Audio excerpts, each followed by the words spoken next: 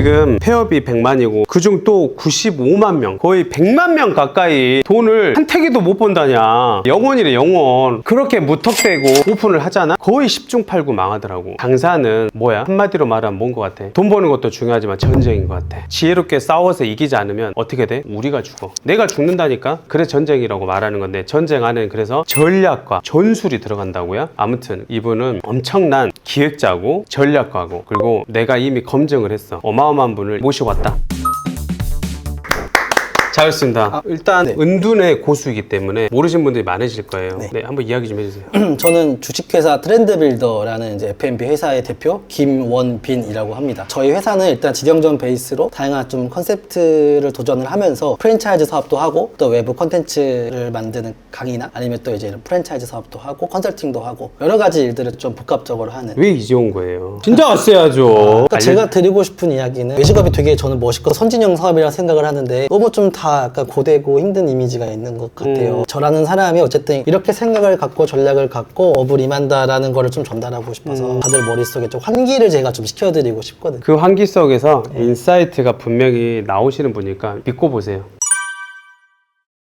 소비자들이 진짜 찾는 브랜드가 뭐고 지갑을 여는 브랜드가 뭔지, 저희가 자사 브랜드가 코로나 때부터 지금까지 총 13개를 런칭을 했는데 모든 게 지금 불황 때 다 잘 되는 게 아니에요. 지금 불황 때 중요한 거는 오르는 아이템도 있고 떨어지는 업태도 있어요. 저는 그렇게 데이터를 통해서 느끼는 거거든요. 그러니까 진짜 브랜드가 가려진다에서 전 다시 이제 내실이라는 단어를 찾게 되는 거죠. 참 재밌는 게, 소비자들이 새로운 걸 쫓는 척 하지만 결국에는 먹는 것만 먹습니다. 그 코로나 때부터 그 인스타그램이라는 SNS랑 맞물리면서 요동을 쳤어요. 마치 우리가 언제부터 빵을 이렇게 먹었고 언제부터 특이한 디저트를 먹었냐라고 저는 반문을 하거든요. 트렌드를 가장 주도하는 백화점 내에서도 정식 입점은 일상식을 원하고, 이슈메이킹 베이커리는 이제 정식 입점보다는 팝업으로 단기로만 활용한다라는 말을 딱 들었을 때 저는 인사이트가 생기더라고요. 분명히 백화점 트렌드는 결국엔 단계별로 내려와서 일상적인 대중 트렌드로 오게 돼 있거든요. 아, MD분들이 지금 일상식을 찾는 걸 보니 분명히 간혹컨대 이제 2, 3년 정도 뒤에는 일상식 붐이 일어나겠더라라고 제가 이렇게 논리적으로 도출을 하는 거죠. 이 일상식이 지금 되게 수년간 정체되어 있었거든요. 정체되어 있다라는 거는 사실 이제 브랜드가 뭔가 내놓으라만 할 만한 게 등장하지 않았다라는 거예요. 곰탕이든 뭐 순댓국이든 국수는 뭐든 좋거든요. 우리가 익숙하게 먹었던, 등한시했던 일상적 아이템이 크게 브랜딩으로서 격변하는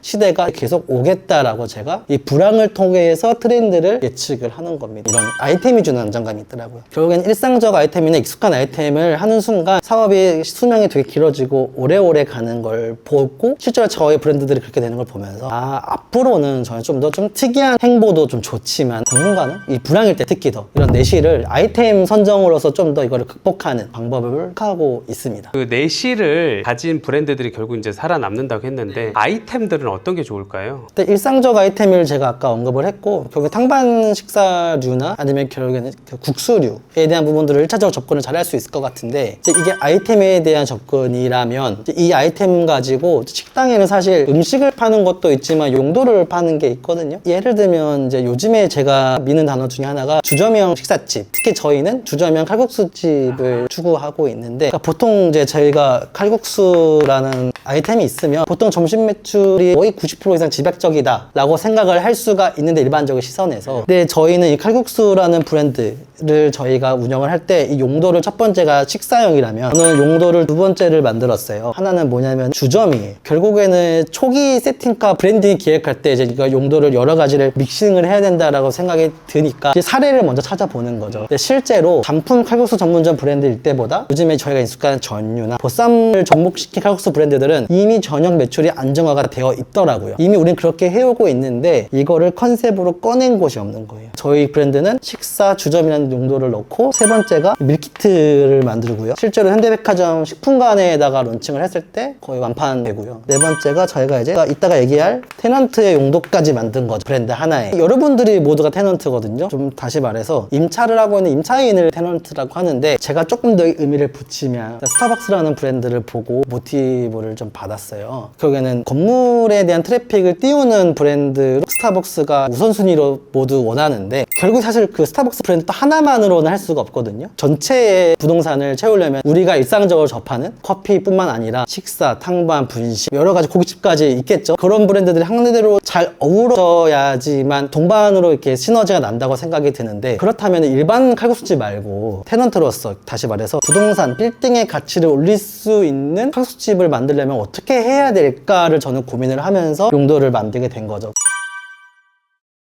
실제적인 예로 최근에 가장 서울권 내에서 가장 유명한 고깃집이 혹시 어딘지 아시나요?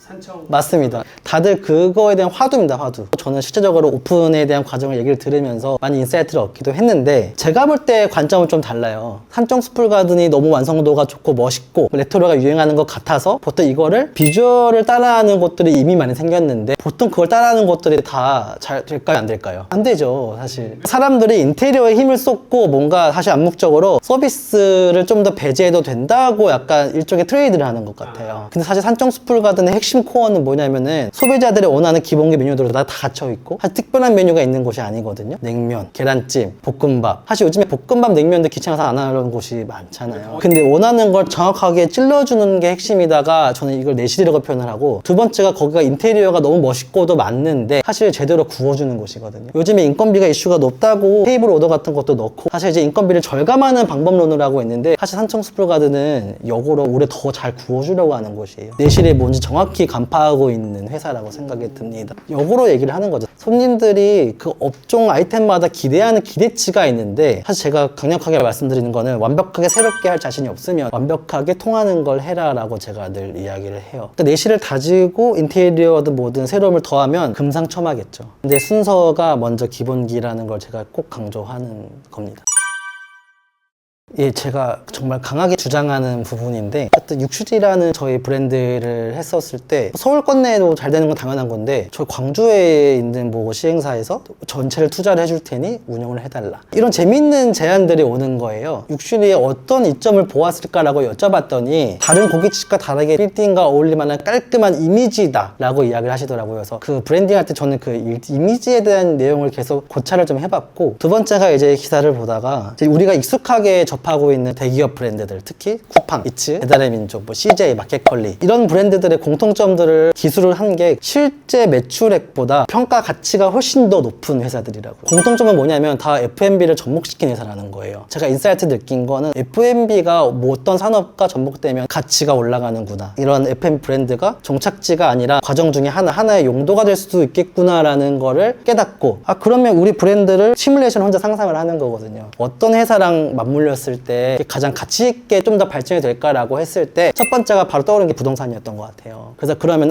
우리 브랜드가 어떻게 부동산에게 서로 이점을 줄 수 있을지에 대한 고민을 많이 했었어요. 이거에 대한 스터디를 좀 해보면서 분명히 그러면 이런 일상적인 아이템들을 브랜드화하는 걸 원하는데, 그때 기능적 역할을 하는 게 바로 테넌트입니다. 강의 때도 더 딥하게 이야기를 하겠지만, 실예로 들어보면은 어쨌든 저는 F&B를 담당한 실무진들, MD분들의 이야기를 되게 경청해요. 그분들은 대기업 특성상 늘 내년도 사업 계획을 미리 준비하시는 분들이거든요. 근데 그분들이 미리미리 기뜸을 주는 게, 이제 베이커리 카페는 너무 많아. 예, 왜냐면 팝업 너무 줄을 섰죠. 근데 오히려 정통 한식일수록 브랜드를 찾기가 어렵다라는, 도처에 있는 게 국수집, 순댓국집 아니냐라고 얘기하시는데, 식당은 많은데 감도를 갖춰서 테넌트 역할을 할 브랜드를 찾기가 어려운 거죠. 여기서 브랜딩이 왜 중요한지 제가 다시 강조를 드리는 거예요. 상대방들이 원하는 감도라는 게 분명히 있거든요. 여기에 맞는 옷을 입고 계셔야 되는데, 다들 너무 좀 매출이나 자기 주관적인 요소에 너무 빠져 계신 분들이 많아서 사실 이런 함께 맞추는 거에 어려워하시더라고요. 제가 쉽게 설명을 드리는 게, 힘을 주는 거는 자본으로 다 할 수 있어요. 힘을 빼는 브랜딩이 더 필요한데, 사실 여기에 포커싱이 된 기획 시장이 잘 없다. 저는 제 모든 브랜드가 인테리어가 1억 이상 들어간 곳이 단 하나도 없어요. 그분들은 사실 브랜드 접근보다는 아이템을 찾더라고요. 이게 이런 청사진을 갖고 오시는데 정해져 있어요. 돈가스, 냉면, 국수류, 쌀국수, 곰탕, 그리고 이런 이제 분식, 다른 거 없거든요. 그 안에서 카테고리를 설정하고 그 다음에 맞는 브랜드를 찾기 시작하는 거예요. 근데 최근에 이제 이런 일본식 돈가스가 뜨면서 돈가스 브랜드는 비딩이 이제 치열해졌어요. 쌀국수 엄청 많아요. 그러면 순댓국 브랜드 없어요. 다시 관점을 달리 보면은 서울권 내 프라임 빌딩에서 곰탕이나 순댓국으로 들어가 있는 브랜드들을 다시 관찰하게 되면은 특정 브랜드가 독식하는 걸 볼 수가 있거든요. 아, 이게 로드에는 없는데 특수상권에만 있는 특정 브랜드들이 보이는 거랑 같은 맥락이에요. 저는 이렇게 인사이트 도출해서 아, 그러면 어떤 브랜드를 우리가 이제 남아있을까? 경쟁이 덜 치열한 게 찾은 게 저는 칼국수라는 아이템이고 두 번째가 분식이라는 브랜드예요. 아, 이 두 가지 브랜드들은 이미 우리에 익숙한 아이템인데 이렇게 감도를 맞춘 브랜드가 잘 없구나라는 걸 느끼면서 이제 결국에는 프랜차이즈 사업을 할 거냐 테넌트 역할을 할 거냐가 선택의 기로인 건데 저는 어쨌든 요 후자로 전략로를 선택하는 거죠.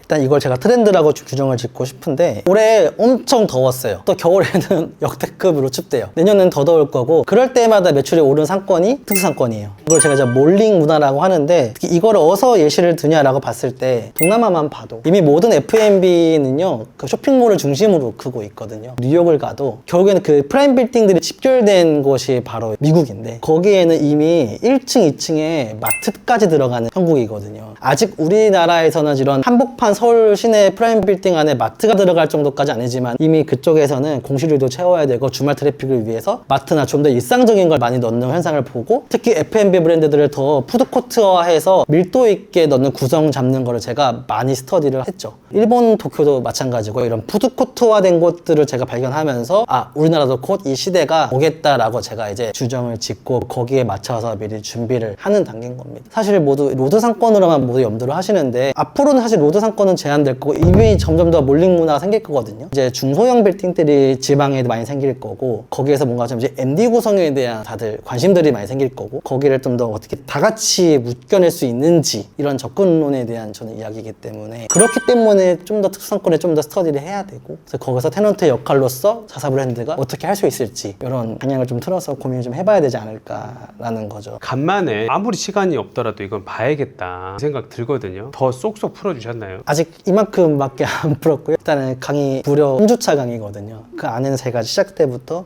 제가 왜 이렇게 했고 사실 저는 사례가 정말 많은 사람이기 때문에 자사 직영점 사례 또 제가 또 운영하고 있는 프랜차이즈 가맹점 사례 좀 상위 카테고리에 계신 분들 컨설팅을 좀 많이 했거든요. 그 사례들을 통집합을 했으니까 아마 제가 갖고 있는 사례 중에 하나가 여러분들이 하시는 것 중에 하나가 매칭이 아마 되실 것 같아요. 성공도 좀 했지만 실패도 진짜 많이 했거든요. 대신 실패한 사람이기 때문에 사실 성공 얘기는 재미없고요. 제가 왜 시행착오 했는지 이야기를 들으셔야 돼요.